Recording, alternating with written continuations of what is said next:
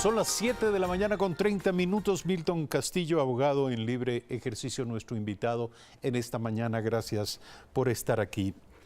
Milton Castillo estuvo como amicus curiae, ya vamos a saber lo que eso significa, en la audiencia de acción de protección de Julian Assange, interpuesta por el abogado, el representante legal de Julian Assange ante la justicia ecuatoriana. Evidentemente es un pedido que tiene que ver con la consideración por parte de Julian Assange y de su representación legal de que están siendo violentados sus derechos en su calidad de... ¿De qué? Esto es una pregunta que yo quisiera hacer. Julian Assange es ciudadano ecuatoriano, sin embargo goza de asilo en una embajada ecuatoriana. Es algo absolutamente irregular. ¿En calidad de qué? Pero en calidad de ser humano, en calidad de ciudadano. Buenos días, gracias por estar aquí. Comencemos por lo de amicus curiae. ¿Qué significa esto? Esa condición que le permitió estar en la audiencia de consideración del pedido de acción de protección. Gracias. Buenos días. Amicus curiae es aquella persona que tiene algún tipo de interés en acciones de carácter constitucional. En el caso en particular, consideré que los ecuatorianos en general y en ejercicio de mis propios derechos, teníamos interés en la defensa de un derecho importantísimo que es el derecho a la información, derecho que Julian Assange ha venido defendiendo durante muchos años. El problema está en que ese derecho a la información que Assange siempre ha sostenido no se ha aplicado en beneficio de los propios ecuatorianos.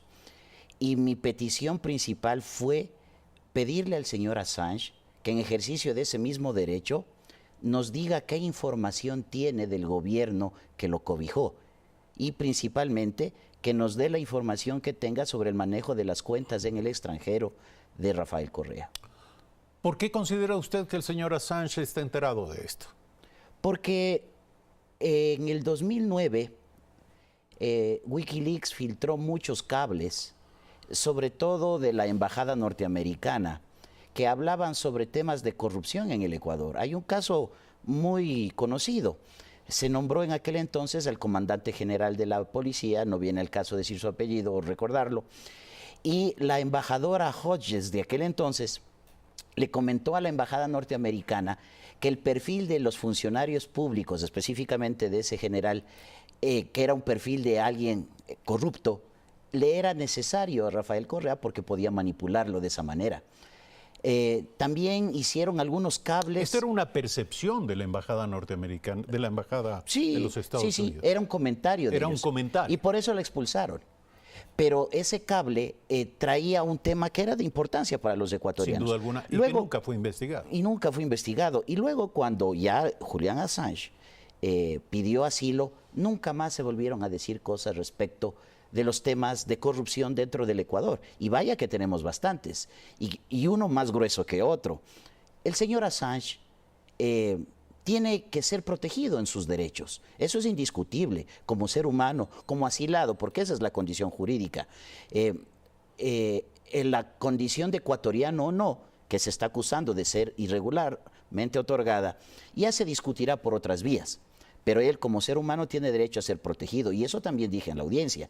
Pero lo principal, que en beneficio de ese sagrado derecho de la información, porque los derechos humanos se interconectan. Los derechos humanos suyos potencian los míos potencian los derechos de quien nos está viendo.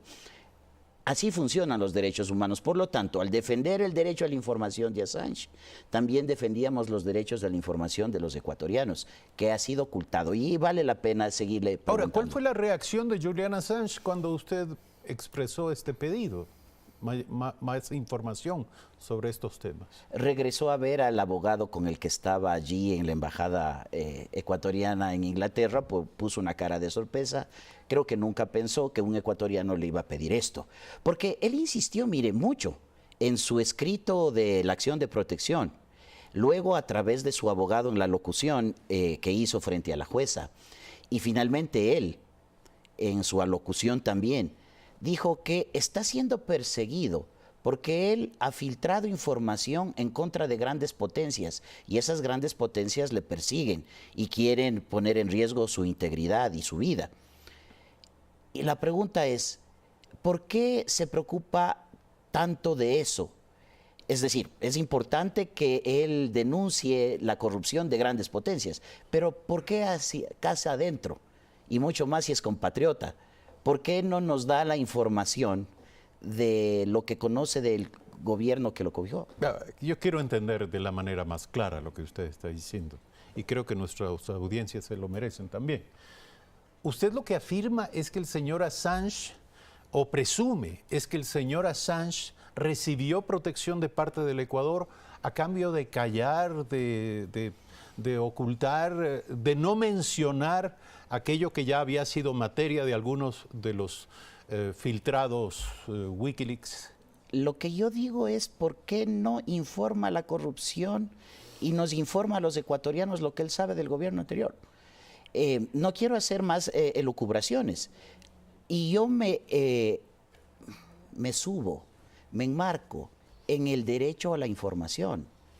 El señor Assange, a los ecuatorianos que le hemos cobijado, nos debe también información de lo que sepa del gobierno nuestro, así como él ha denunciado cómo los gobiernos actúan a espaldas de la gente. ¿Por qué no nos cuenta todas las acciones que el gobierno anterior, que debe saberlas, hizo a espaldas de nosotros? Bueno, para concluir, el señor Assange miró a su abogado. ¿Qué respondió? No dijo nada respecto de esto, porque... No le dio respuesta. No hubo una respuesta. ¿Hasta dónde llegará usted con esto? Bueno, los abogados han presentado una apelación y sí, nosotros acudiremos también en segunda instancia. Y le seguirá pidiendo información. Y seguiré pidiendo, así como también le dije al señor Procurador General del Estado y al señor Canciller, que hay que exigirle a Assange que nos dé esa información. Y le pedí a la jueza que también garantice, como pediré en el futuro, que se garantice la seguridad de él, pero que de manera confidencial, si es del caso, le reciban toda la información que él tenga que decir respecto del gobierno de Rafael Correa. Gracias por estar esta mañana aquí, 7 de la mañana, 37 minutos. Milton Castillo, abogado en libre ejercicio, nos acompañó esta mañana. Gracias, amigas y amigos, por su sintonía al final de esta corta semana de trabajo.